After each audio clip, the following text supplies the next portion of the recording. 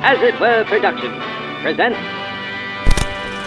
Happy New Year Happy and New welcome Year. back to a couple of old fashions with Becca and Joe. My name's Joe Lynch, I'm Becca Howard. and this is the show for movie lovers by movie lovers, where each week we come up with a theme. We pick two movies at random pertaining to that theme. We go to the couch, we watch both movies in the order that we've decided, come back, talk about the movie, and see if we have created another date night double feature worth your time and ours. It's a brand new year, brand new you, brand new me, and we thought that would be the perfect opportunity for a theme based on that, which is...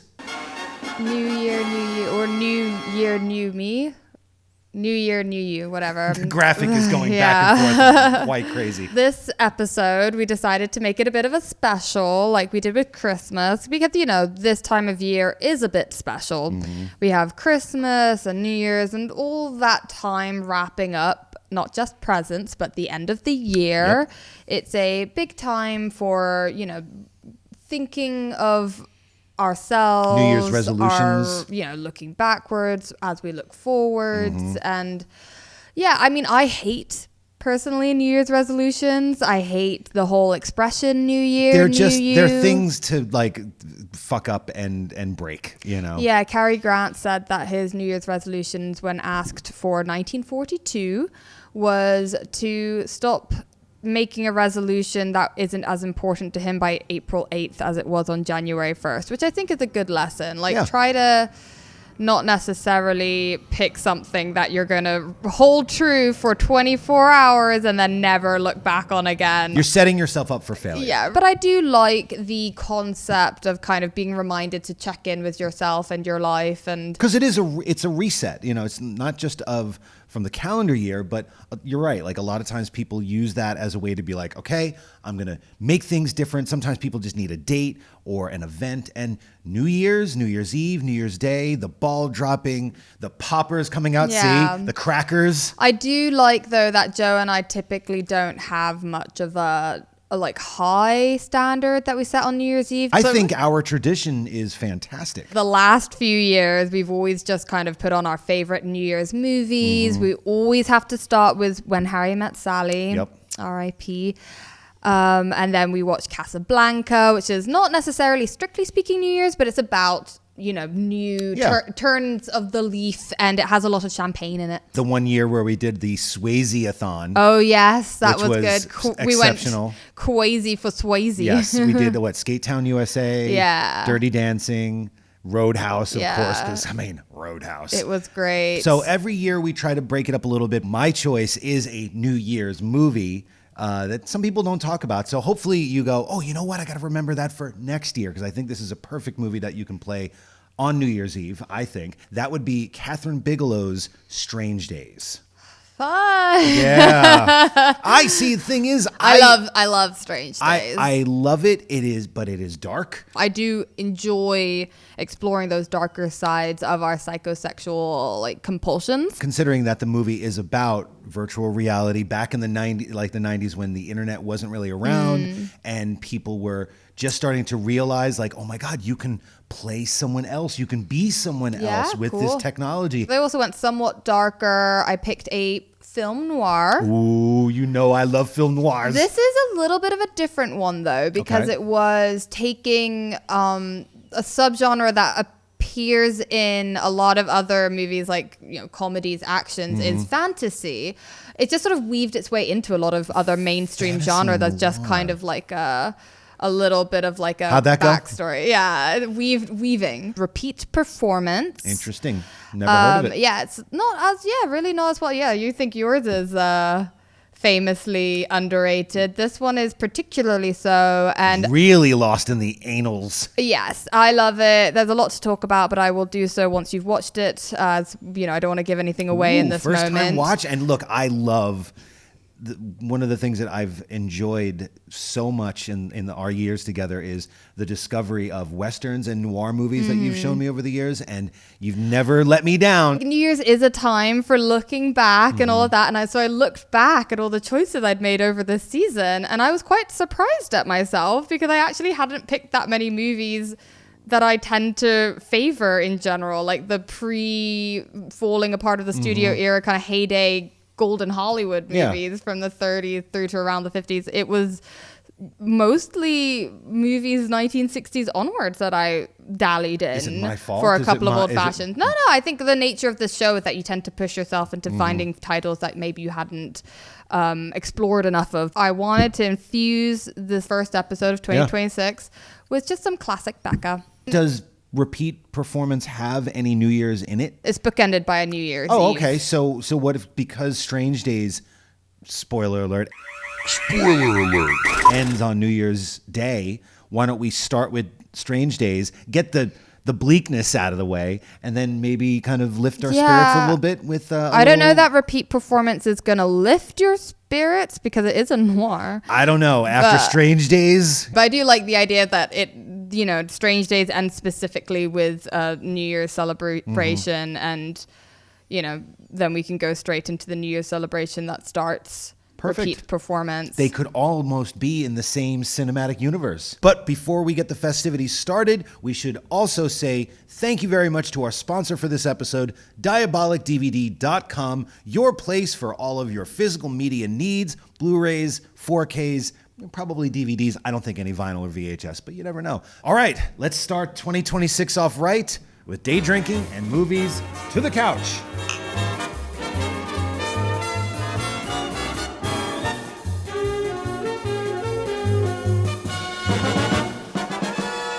And now it's A Couple of Old Fashions with Becca and Joe. This week's episode, New Year, New You. And we're back. And that was a hell of a double feature, I would say. I'm still reeling, to be honest, from the second film. Oh, yay. I thought you were going to say from the Bigelows, but No. yay. Like, look, I think we can get this out. You got right out wrecked of the way. by Alfred Recker. Yes, very much so. The director. But we're going to get to repeat performance momentarily. For now, let's get strange. The century is ending. The world is waiting. Strange days are coming. The issue isn't whether you're paranoid. The issue is whether you're paranoid enough. October 13th. Strange Days. Rated R. I was, when the movie came out, an unabashed Catherine Bigelow freak. Ray Fiennes was hot after Schindler's List. Very hot. And he is very hot in this. I miss that shaggy, kind of greasy-haired Ray Fiennes. Now we get bald Ray Fiennes, which is fine. He's still sexy. He's fine. Was definitely a director that I was acutely aware of and very excited about. So they did a preview of Strange Days at Syracuse. Picture a whole sea of nerdy film students and a bunch of people who were free screening. And then there's me. So excited. Nice. And from the moment that the movie starts, are you ready? It's you ready. I wrote it down. That's the first line. You ready? And then from that moment until the end, the audience was just the whole time. Well, Clockwork Orange, with the it was no one could breathe. Yeah, I mean that's kind of part and parcel with Catherine Bigelow movies. But especially, I don't know if you've ever seen her quite this, Hitchcock in the psychosexual, dark sides of our psychosis that she delves into. Well, she kind of deals with that a little bit in Near Dark. Yeah, she certainly isn't afraid of dark subject matter, but in terms of the ideas around desire and identity and identity theft, vicarious living, all that stuff. I mean, that's what Strange Days is all about. I saw it for the first time on Mubi because by the time I got to enjoy Bigelow's work, I actually didn't know Strange Days was never listed as a top tier, which is crazy to me because I love it. Considering the cast, the pedigree behind it, not just Catherine Bigelow, but James Cameron and Jay Cox, who were part of the script. It's testament to Mubi, actually. We're not sponsored by them or anything. We should be. Mubi, if we're available. So this isn't a paid advert, but it's genuinely what I love about that platform is that like they bring movies you hadn't seen before to the forefront of or maybe you'd heard of but just never got around to, and they give you like a deadline to watch it by. That was how I discovered this. Since then, have rewatched it a few times, loved rewatching it. Never seen it around New Year's. Yeah. With the theme specifically of New Year, New You, so that put a focus on it and like an intense tunnel vision into it. Already is wearing its themes tightly on its sleeves or on its tie, as it were. So if you're not familiar with Strange Days, the movie is about Lenny Nero. What I love about how it begins is with this like a Leone-esque extreme close-up of the eyes, and the eyes become thematically very important about being the windows to the soul and how we perceive. And the line "you ready" then cuts from those eyes into that disorienting first scene you were talking about, where he's literally living the first camera perspective POV viewpoint of like a memory, it turns out. Well, he is a dealer, like a VR dealer, if you will. A black market acquirer people's memories. Not VR, because it turns out they are literally people's memories. Yeah. That they wear this thing called like a squid. Squid, yep. It's almost like video drone or like a... Well, like kind of Existence in a way. Yeah, where... it's called like a deck, which is basically like a tape of the person's memory. With a mini disc, which were huge in the 90s. I remember when that came out, we're like, that's the wave of the future. Well, and it literally went away by 2000. Speaking of which, this movie is set in at the time near future of the turn of the century, the big 2K millennium. Which I think was one of the first times that anyone ever said Y2K. You know, like it wasn't a thing as much in 95 the way it was in 98 and 99 when people were starting to freak out like my computer's going to blow up, everything's going to go away, buildings are going to collapse and credit cards are going to go away, and it's going to be anarchy, cats and dogs living together, total anarchy. Well, that's how this movie, it really does codify that, like the paranoia of it, because he is driving after we find out he's this black market acquisitions guy. We see him driving through LA and it's all gritty, lots of urban, steam, lots nihilistic. of people getting mugged. It's so interesting to watch movies that are like future shock movies that were done in like the 70s or 80s and their vision. Obviously the exact aesthetic isn't quite right, but a lot of it does predict. I mean, in terms of a media saturated, vicarious, and like insidiously vicarious media content consuming culture that we've become, it gets it really right. Again, the movie starts out with this point of view shot, which for all of you tech heads out there, when they shot that scene, the opening scene, and any time that they're using the POV, it's 3 to 4 people manning that situation. So it's a cameraman, a person for the left hand, and a person for the right hand, all kind of running together. Oh, fun. Now, GoPro. Wow, yeah. iPhone.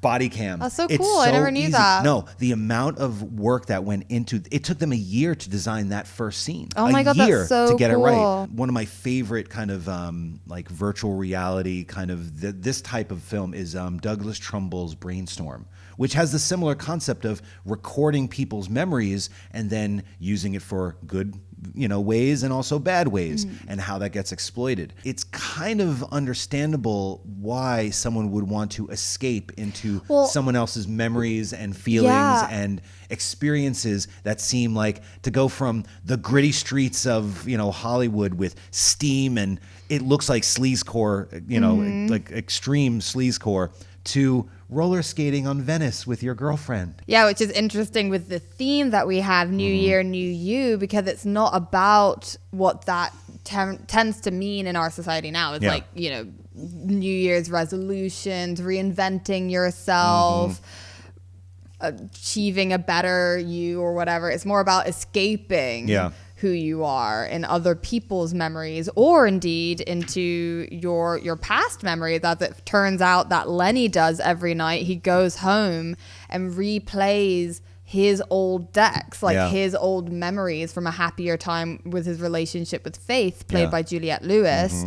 And that, I think, is so insidious. Well, he's stuck in the past. Exactly. Like in this very literal sense, he's not letting, when we tend to, which is one of the things I love about this time of year, we look back on our lives, where we are now, but it's all with the benefit of hindsight and perspective, and hopefully some gained intelligence or wisdom, more or less.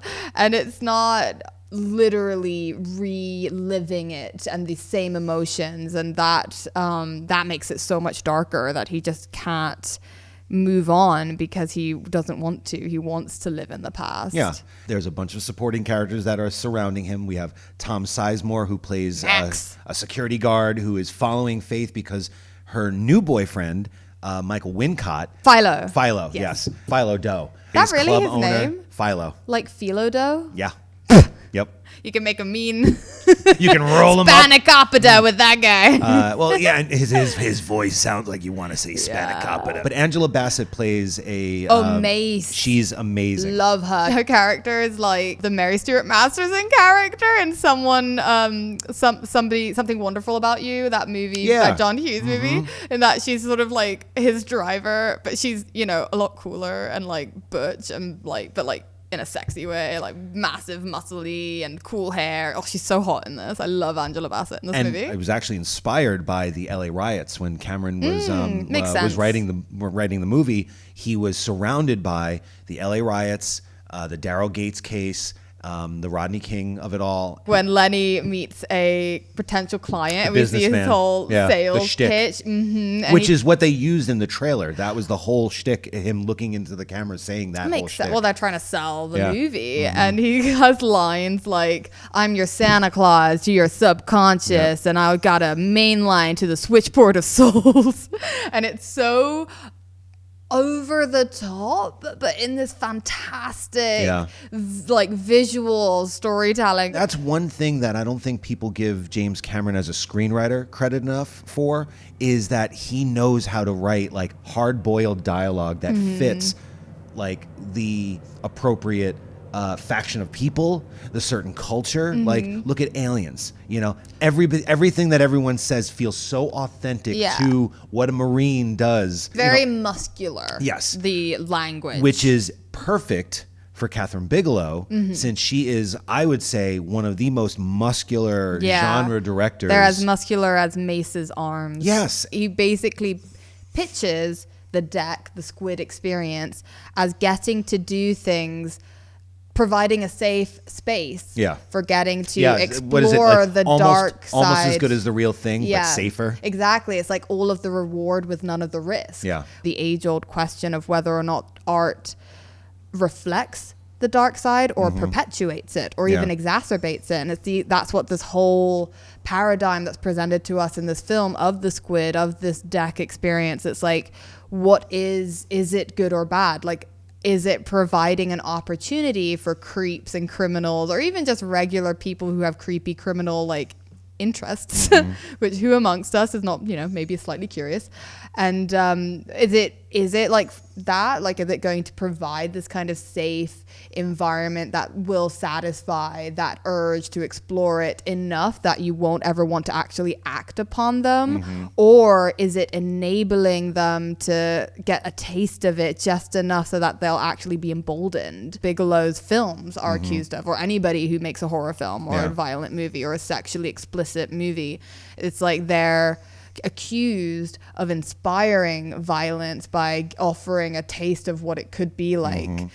So that dichotomy, that argument is an interesting one in how it's like she's directly addressing her accusers, especially with how some of the characters like journeys, like Max's in particular, evolves as the movie progresses. Some of the tech is a little bit vague, but I mean, it's implied that you feel what the memory is. By the end they confirm, and that's what's crazy at that, because you see him also manufacture memories to get more decks, and I have questions like, he hires a random guy to have sex with someone so that he can steal his memory of to sell to people, and my question is like, if it's manufactured experience, like a porn almost. Yeah. Is it cheaper? Because would it be more expensive to get a memory from a couple that are actually like in love and really, really into it? Like making love instead of fucking. Exactly. Like, would that be more expensive? Or do you just like take advantage of people who don't know any better because they haven't had that many squid experiences? Look, I have so many. They don't go. It's just a really interesting concept. Part of the thing that I think Cameron does so well, again, aside from dialogue and all the other stuff and just storytelling, is he creates this world where the tech feels so real that you want to live in it. There's a great moment too when he goes to that club that his ex-girlfriend Faith plays at, meets a friend there who's watching all these kind of film noirs on multiple tapes while ingesting multiple decks, while listening to the music, while looking at security footage. And it's like reminded sensory me, overload. Well, it kind of reminded me where we're constantly being inundated by multiple different screens at the same time, and it's this constant like something's always got to be on. Yes, exactly. We've got to be ingesting things at all times. It's always a constant stimulation. And it's amazing to think this movie's 30 years old. Yeah. It's crazy. This is they got some literally, shit right. I remember when the trailer came out and it had a www.strangedays.com. I'm like, what is that? Here, it's showing the consequences of that. It's showing the mental consequences. It's showing the emotional consequences. Sometimes the physical consequences. Sometimes, like, if you wear the squid and you're watching like a snuff film, you may die. Right, yeah. Which is crazy. They show you first person the snuff film. It's this other prostitute who's a friend of Faith called Iris. Turns out witnessed a Jericho murder, so that's why she's being hunted down. That is all a red herring because she's actually killed by Max, who forces her to wear his squid. This is a trip. So she is, I'm going to try to explain this. You get it better when you watch the film, but she is basically experiencing his enjoyment of raping and strangling her. So she's feeling herself getting raped. Yeah, and like his enjoyment of it as she's also the victim. Like she's forced to experience. You really need to know the tech to be able to write that sort of thing. You know, my God, it's that horrible. That's like taking the Peeping Toms like paradigm to an even more meta level. Yeah, because you're not just watching yourself die, you're feeling it. Yeah. And you're feeling the guys getting off on it. It's I remember seeing it in the theater and there were many walkouts because of that. And I'm not surprised. I mean, it's a horrible thing to have to think about, but I love that she goes all the way. Like she doesn't stop short of of the dark side of this technology and how fucked it can be used in the wrong hands. I know people were offended by it when it came out. And I think there was a couple reviews that said as much, but I think it's just because, you know, it was so extreme that for a movie put out by 20th Century Fox as like this fall's sci-fi blockbuster, it was a little too much for people. It should have been put out as like a horror film, I think, because it's almost like back when they first televised Vietnam and how that made people. Like it wasn't like the horrors of war was a new concept, but seeing it made them change their view, so to speak. It's the same thing with George Floyd. His murder, it wasn't like, oh, cops are corrupt and there's endemic racism that's inherent within the system. Like, what? It was seeing it. Yeah. Like why Bigelow uses the eyes as a constant motif and those ECUs. Yeah, anytime that someone kind of jacks in, that's always you get that Aronofsky-esque like, and even when Philo hires someone to beat up Lenny, he says not the eyes. Yeah, because there's something that's crucial about seeing and witnessing, and that moment of using it within that context of how she sees herself. Like, I just can't. It's hard to engage with it. I get why there are walkouts. I mean, I love engaging with something that makes me feel uncomfortable. Because when else are you going to be provoked into it? And the thing is, it's done in a way like we've talked about before with other movies where the craft is so good and so polished and so like just wow-inducing that it makes you almost think like someone put a light meter to that. And I never understand why people think that it means that you want to, like you are enjoying it. Like the filmmaker is specifically commenting on how disgusting this is. It's literally the filmmakers saying, be careful what you wish for. You want a new life? This is what happens. And if you want to go all the way, we're going to present it to you. The new you part, the whole movie, Lenny, for example, is chasing memories. He's chasing his old you. Yeah, there's a great line that Mace has about that where she says, memories were meant to fade. Yeah. They're designed that way for a reason. And it's so smart that they can instill that idea into what's really just a future shock action movie, but that has these deep themes. When we get to the ending, when the New Year's ball is dropped and all the confetti is flying all over the place, Lenny looks at Mace, who was ultimately his true partner this entire time. He couldn't see it in front of his face because he was always looking through someone. He was stuck in the past, it's like stuck in someone else's eyes. That saying of if you constantly look back, you're going to crash because you won't see the oncoming car or whatever. You have to keep your eyes focused forward. And that's kind of, I think, what New Year's in its best of circumstance, that saying New Year, New You is meant to be about, is like taking stock of the past while looking ahead. By Lenny kind of getting out of the squid business, literally by throwing Max over, over the banister of a building, and the cops are killed, and everything's tied up in a pretty nice little bow. He finally kind of jacks out and looks forward, and his new you is the one with Mace. Yeah, and that's what makes, at least this new time that I've watched it, that's what made this ending so satisfying, because it made me focus in on his future was always right in front of him with her. How you always hear about the serial killer requiring a memento, from their crime. What's more of a memento than the memory itself? Yeah. It kind of, in a roundabout way, reminded me of like how we require audiences sometimes. It's what the dark side of social media sometimes feels like.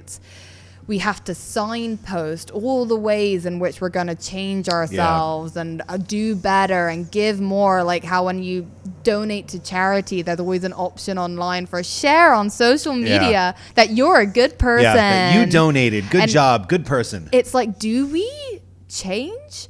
Or do we just like other people to watch us change and like perceive change? Do we want a receipt? The worst part about the squid itself is that it not only gives you a chance to like enable the darkest parts of your own psychology, but it also reinforces it almost, because you can become your own audience. Yeah. You can constantly, I've been trapped like that when I'm not happy for whatever reason. I'll like go over old photos on my phone or whatever it is and relive the past, or not even that, just like pull a Lenny and like look at in its nicest form, that's like looking at pictures of dinners past and be like, oh yeah, that was a good dinner. That was a good lamb shank.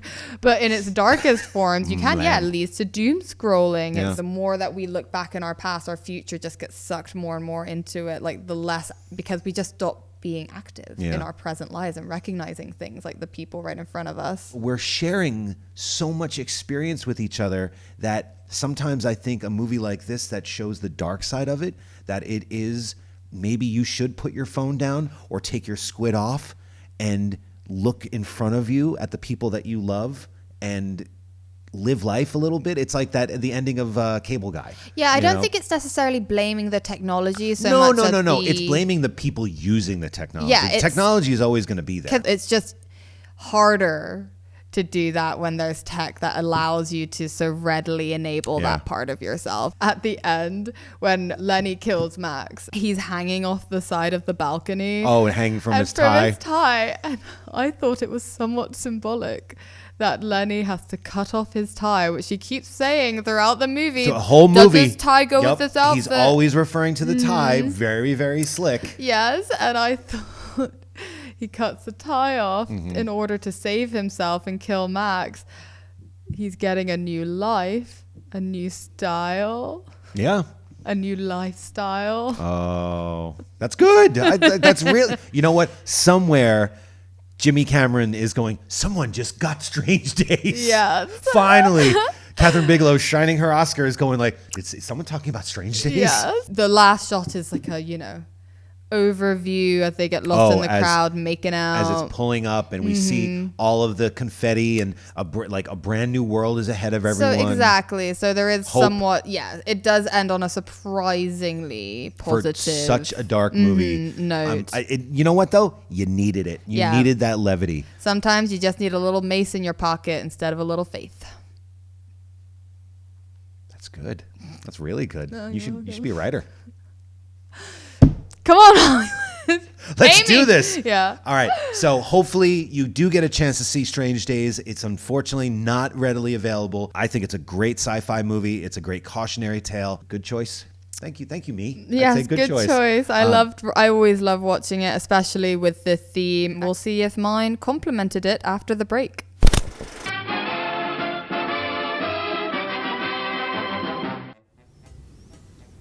What are you thinking about? Well, so you know how it's New Year's? Yeah. And people are always celebrating the things that change and all the new ways we're going to be different in the new year. Sure. Well, I was thinking, we never really take as much time to celebrate the things that always stay the same, like the things that we can rely upon. Like DiabolikDVD.com.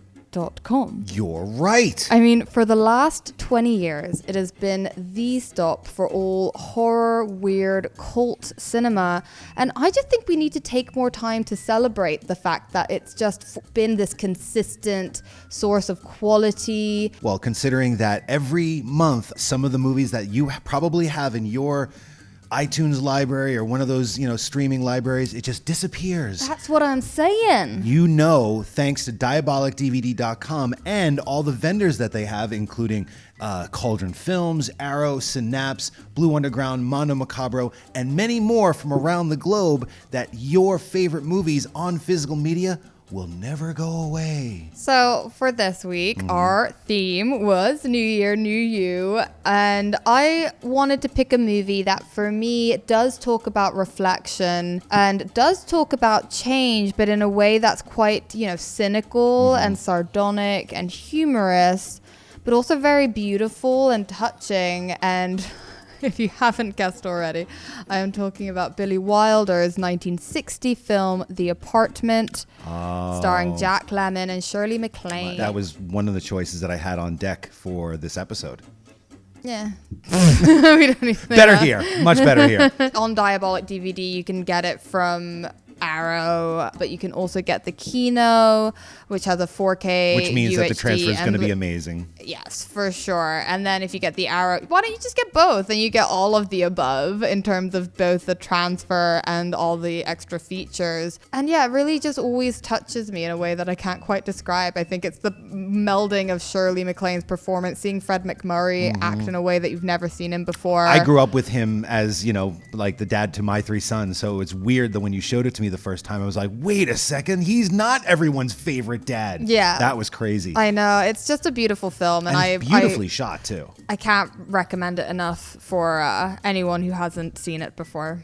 Well, another kind of New Year's flavored movie that I wanted to kind of bring to the fore, and it's one from one of our favorite filmmakers / DPs, Peter Hyams, and that is the 1999 film starring Arnold Schwarzenegger. That's a terrible Arnold Schwarzenegger. End of Days. Have you ever seen that? I don't think so. Yeah, it's an apocalyptic movie. Arnold Schwarzenegger plays a hard-boiled cop having to deal with the devil. And I don't want to say anything more. Who plays the devil? I'm not going to tell you. Oh my gosh. Gabriel I guess I'll have to check out Diabolik DVD to find out. Well, the Scream Factory edition has a brand new 4K.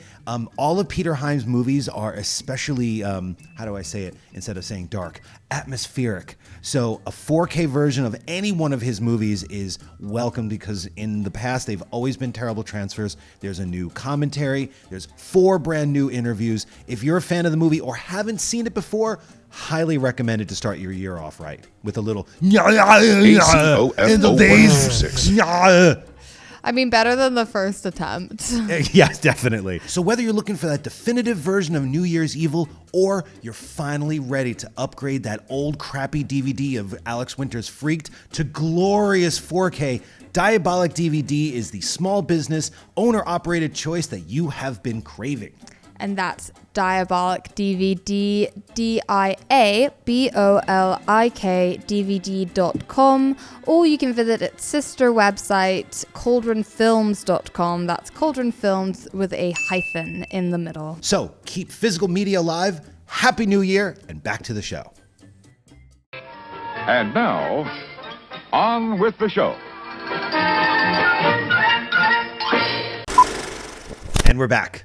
And oh my God, what a flick. Not to repeat ourselves with this film repeat performance or cast a sense of duality over these proceedings, but it is in the nature of a double feature for the B to follow the A, and that's what leads us to Alfred L. Recker's 1940 shit.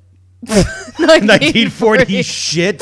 What year did it come out again? 1947. Thank you. I knew that. You don't cut that out. That is gold. William, where are you?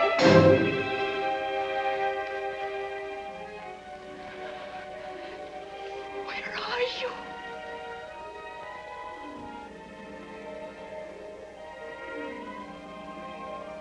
William won't answer. William is gone. He was there just a moment ago. But in that moment, time stopped for Sheila. Time ran backwards. She made a wish, a tragic one at a magic time, when the new year was beginning. And now that wish is coming true. She's going to live the old year all over again. I am shocked that more people don't talk about this movie. Like honestly, I was so pleasantly, I wouldn't even say surprised. Pleasantly surprised. Oh, one of Becca's black and white. One of these noir flicks. Oh, boring. But it's not just a noir, which is what I love about it. It's a fantasy noir. It's the best proto Twilight Zone episode before Twilight Zone came out, before all of the time loop movies that have been such a trend. It's become its own subgenre. When this movie begins, it has like a shot of the stars and they're the voiceover. What's interesting is that noir, no stranger to the voiceover, but normally it is the protagonist. But in this, you just have a voice. It kind of feels like it was done over the top because you don't really need him. He's just explicitly telling the audience that for the purposes of this noir fantasy is real. That she makes a wish that comes true. The cast is cool to begin with because it sets you up to think about duality. Louis Hayward was very famous for his dual roles in the Iron Mask series that James Whale directed.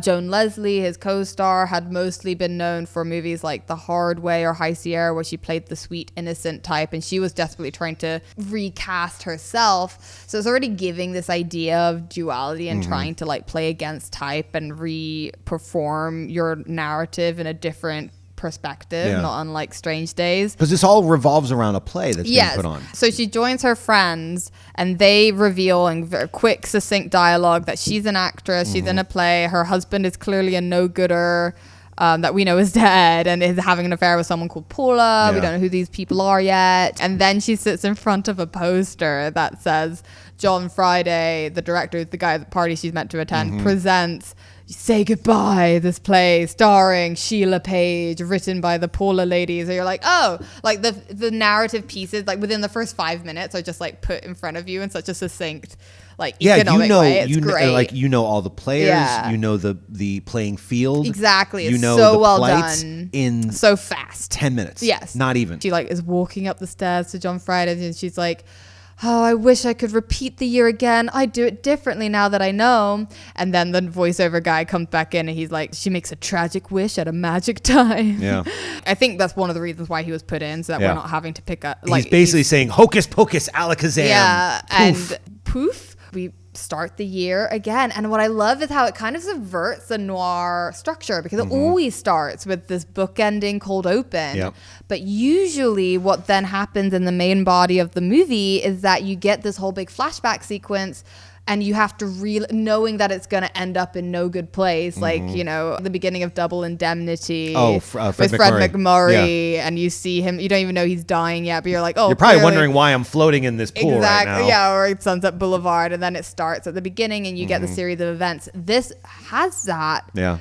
But she is self-aware. Yeah. She knows that she's reliving the noir flashback and all the events that lead to her holding a gun and like the smoking gun. What gets her to that point? For a movie about fatalism and determinism versus free will, the fact that they grant her the gift of knowing what the events are that has to transpire is so interesting in that kind of age-old question of whether or not we can actually change things, or whether we're like that Jean de La Fontaine quote, a person often meets his destiny on the road he took to avoid it. Like, even if the attempts you're avoiding your fears lead you to your fears, and this movie is literally doing that for you, which is so interesting. Well, it also, I like how knowledge is treated like insider trading.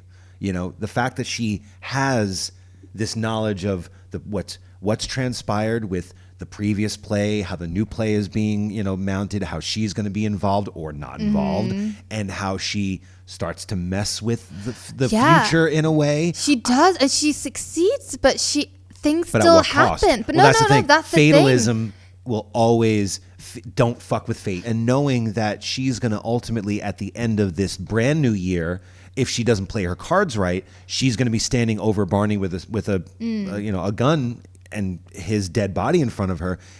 That to me is death looming over. And it's like how she is going to either fix that or not, or how fate will ultimately get to that point anyway. Maybe it's not the same route that it's taken, and spoiler alert. Spoiler alert. That's exactly what happens, just in a slightly different way, but there's still a smoking gun and there's still a dead body on the floor. Well, fate, it feels like, is as inescapable as breathing, which is why the only way to escape it is perhaps by dying. I mean, what's crazy as when you're watching the movie again, at least for me, was I'd forgotten just how much of an intense... Louis Hayward was always good at playing these roles. The schmuck. He's great, yeah. He's such a heel. He's an awful, awful guy. He relishes the role. And the whole time you're watching it, you don't understand why she doesn't just leave him, because he treats her like such shit. Like, you can easily avoid the audience is asking shooting him yeah. by just fucking off. Like, leave this dick. Why are you fighting for your marriage? He's not nice to you. And when William finally asks her about it, she says it's because she remembers the early days when they fell in love and they build up each other's lives and they build up each other's career. He wrote the play that she starred in that made her a star on Broadway. And she's been able to follow up that success with subsequent successes, and he's not.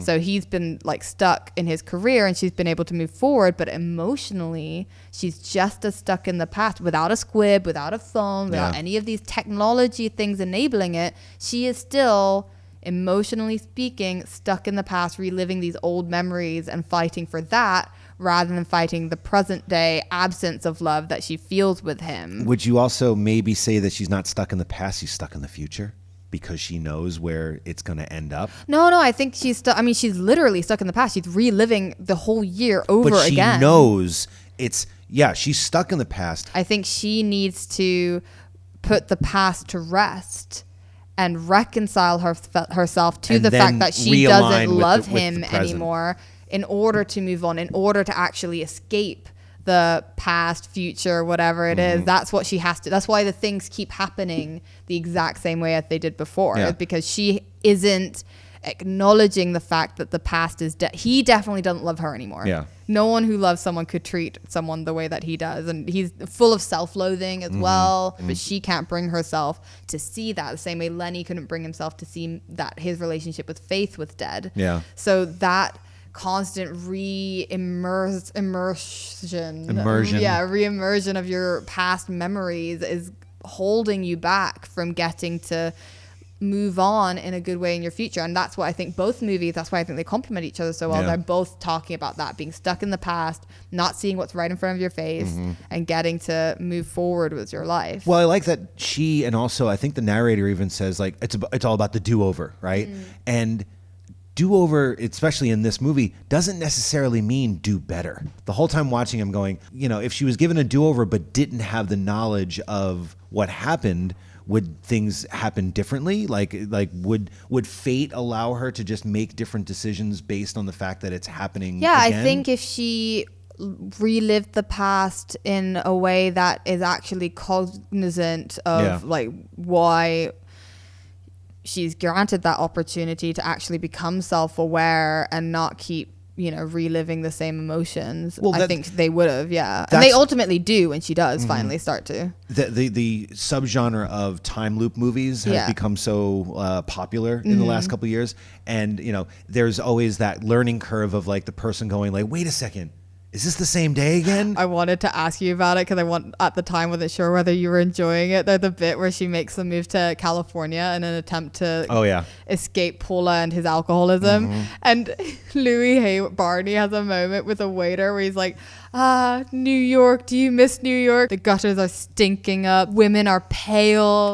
The taxi cabs go by and cover your best suit with muddy water, and they just start reminiscing. It just felt like such a New York writer. I was sitting there going like, I miss New York so much. Like, every time we go back, that's the first thing I say. Oh, the first whiff of bum piss. Yeah, that's and basically I'm home. what they say. It was so funny. The writer was definitely aware of the New York vibe. Yeah. Another New York vibe. And I loved this device because this movie is pretty short compared to Strange Days, which is 2 hours and 20 minutes. This movie is at like what, 80 83, 84 minutes.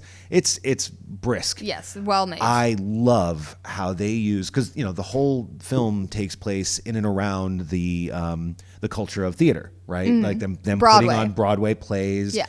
I love the device of using the marquees to show passage of time. Yeah. That was so smart because once they mount that new play and you're going, like, you're now seeing the marquee where it's like extended 6 weeks, and it keeps, another Boffo month, Because you're waiting for the ticking time. Like, of you course. know that New Year's is coming. They celebrate Thanksgiving, and it's knowing like, that you have to go through Yeah. a whole year in the course of time where once Sheila actually makes the wish and she goes through the year of her life where she's trying to do over and do better, and it's just not, things are going in different directions, but the fact that they use the context of their profession as a way to show passage of time, so smart. And I love that she's also just like keeps trying to change him, like change instead of using the extra time she's been given to relive the year to think about how she can change herself and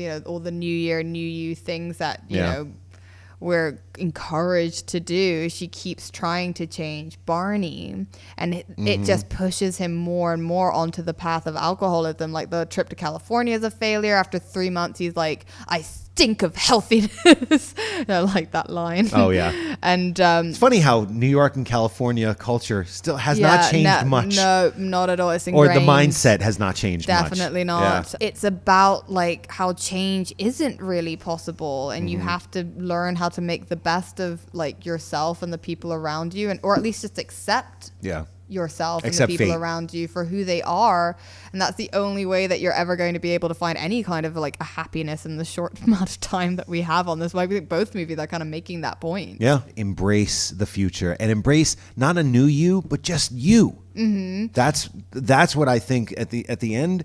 Both movies have that. I agree. That thesis. Well, and also just how self-loathing and guilt can hold you back, because it's sort of intimated that she is maintaining this relationship with Barney because she feels guilt over his lack of success versus her.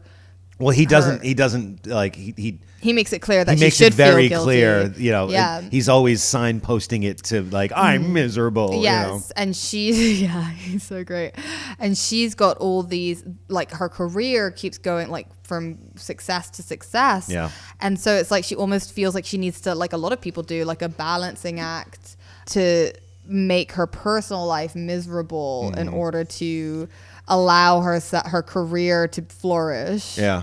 And there's a line towards the end where John Friday, who's played by Tom Conway, another interesting double act in that he was George Sanders's brother and often got cast in the roles that he turned down. Oh, wow. And he's actually a really wonderful actor and a much nicer person by all accounts than his brother, but he was marred by alcoholism in the same way that Barney is in this film, and ended up self-sabotaging his career through that weakness. And I think self-sabotage is part of the themes that this movie is directly addressing, how we're like doomed to experience the same footsteps that lead to that if we're not able to become self-aware enough that we stop sabotaging ourselves, the reasons why we do it, the reasons why we keep enabling the darkest part of our psychology, like Strange Days. Like, we keep punishing ourselves because we don't think we deserve to be happy. And John Friday says to her, "Happy New Year, it could be, you know." It's the first person to say directly to her,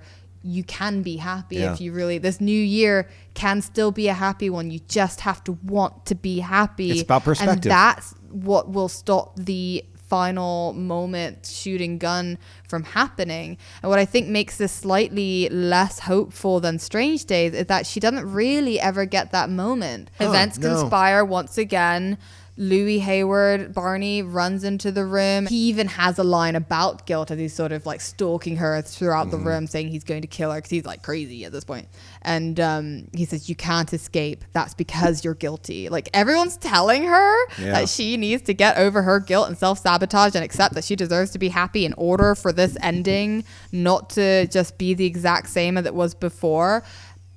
But she doesn't. She even says, "Where's the gun? Where's the gun?" Like, because she isn't able. Like, Lenny has lots of moments at the end where he's able to make the right choice for himself and his happiness. His never redemption. Has that. She doesn't have the same redemption. She's still fucking her life up by saying like, "Oh well, I guess I'm just gonna have to repeat the mistakes of the past and shoot him." And the only reason she doesn't is William, who is the saving grace, the angel at the end of the day, her like guardian angel, comes in, and he's the only one that she's told about these events, and he's the only one that believes her, and he at the last moment shoots him for her. But that was also predestined, because in the cold open he says, "Why didn't you just tell me? I would have shot him for you." The only thing about the year that's actually different is William becomes aware of it, and she basically asks him. So she never actually becomes, so it's a pretty she doesn't really dark change ending. So she's doomed to keep repeating the same performance over and over again, and she will until she accepts that she deserves to be happy. And the only way I think that in both movies it's telling you that you will be happy is if you stop trying to change yourself. No new year, same old you, which it really is anyway. Like, the only reason, like, it's the same old you, just with like maybe better diets and better exercise regimes, which, let's face it, how long did that last? Later. All right, wait. That's so January. If we're talking about this, are we going to the last call? Yes. There it is. Good shout. Okay. Would you say that this was a good double feature, and was the order correct? I loved the double feature. I loved the order. I thought they complemented each other very well. I thought this was one of our best double features that we've conjured up maybe all season. I think that both movies, one is a little longer, one is a little shorter. One is black and white, one is in color. One is modern, one is classic. One is noir, the other one's noir in a way. As they say in Strange Days, one man's mundane existence is another man's technicolor. And I would say both these films, in spite of how different their visual presentations are, were both technicolor to us in the sense of it being exciting and pertinent to the themes they were complementing each other with. We did talk about this a little bit in the opening, but you know, since you had seen both movies, I had only seen one. The fact that we end one movie with New Year's Day and then the other one bookended by New Year's starts it in a way, it felt like a nice flow. Like, the only thing that was like in between was us going to the bathroom. Yeah. You know, it was like the changeover. And what I do love, speaking of changeover, that what both films are ultimately saying is that it's only in, you know, basically accepting yourself for who you are, your loved ones for who they are, and stop trying to change yourself, change them. Just look at each other really look at each other for who you are, accept that, And if you don't, you're just going to think we're all just going to stay the same and end up in the exact same thing anyway. We're just going to cause more misery along the way. The only way we can be happy is by just saying like, well, here we are. Today is the day. Let's try to just make the best of things. We're not going to change. If you want change, don't wait for January 1st to make a resolution that you're ultimately going to break. Exactly. And just like stop. Resolutions are silly. It's like, I like the sense of looking back whilst thinking ahead and asking yourself some of these, hard-hitting questions, because a lot of us do like to escape in media and our like various different busy schedules and not think too much about whether or not we are actually happy, and if we're happy with our lives and the way things are, whether things do need, a bit of a recalibration. It's a new year, but it's the same you, and isn't that a good thing? Embrace just the you. Yeah. If you're going to change, it'll be organic. You don't need to set a rule for it, and if you do, just don't make a wish that the narrator is going to change your, life around in 1 year, and then you're going to ultimately be standing over a body with a gun. Well, what's ironic is that a lot of us do, without this idea of like trying to become self-aware and like present with ourselves, we are doomed to repeat the same year over and over and over again. And then what do you know? Look, so I like that both of them are essentially giving us this message. It's at this time of year, as the New Year's approach. I think it's a much gentler way of encouraging you to find what makes you happy. Embrace your destiny and whether or not you are enjoying yourself. Isn't a line in the movie, Destiny is a funny little girl? Which I love that Destiny's a she. Yeah. So random. Why not? But like also Destiny turns on the radio. Yeah. Destiny doesn't care about the patterns as long as the results are the same. So it's basically what New Year's is all about. We can change up the patterns in our lives, and ultimately if we don't, the results will always be the same. So we just need to embrace what we can't change and change the things we can and enjoy ourselves in the meantime. I feel like that's what both of these films kind of are telling us to do. Well, I enjoyed both of these movies. I hope so. What did you think? Did you think that's what these movies were telling you to do? You know what? Yeah. Tell us what you think. If you've seen these movies, if you haven't seen the movies, obviously we talked about how Strange Days is a little difficult to find.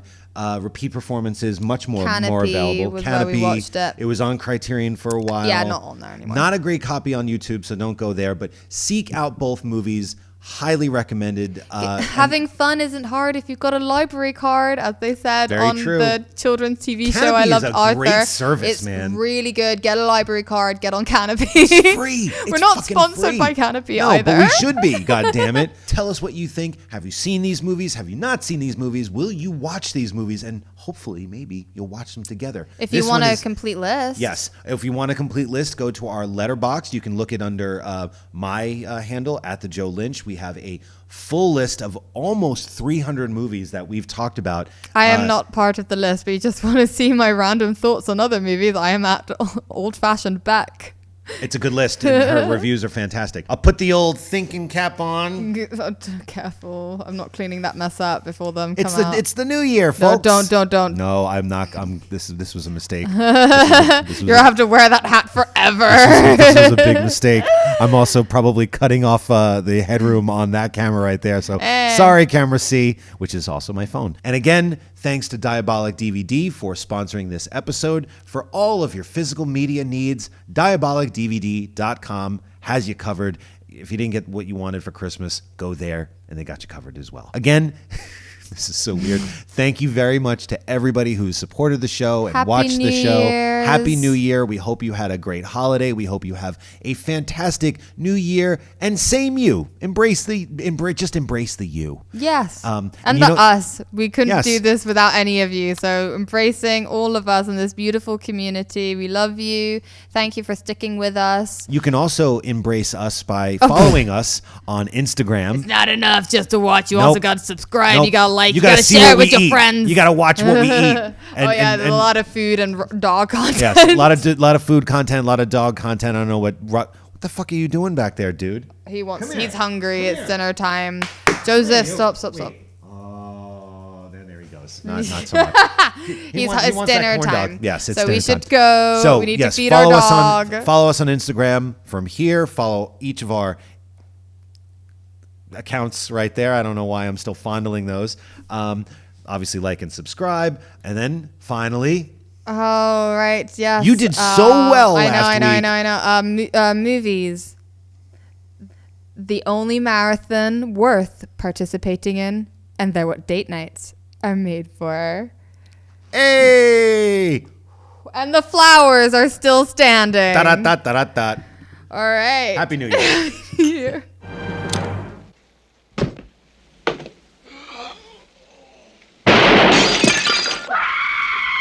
Gadzooks! Is it a cliffhanger? Who lives? Who dies? And what will be left of them? Could it be murder? Find out next season on A Couple of Old Fashions with Becca and Joe. Coming soon. We hope.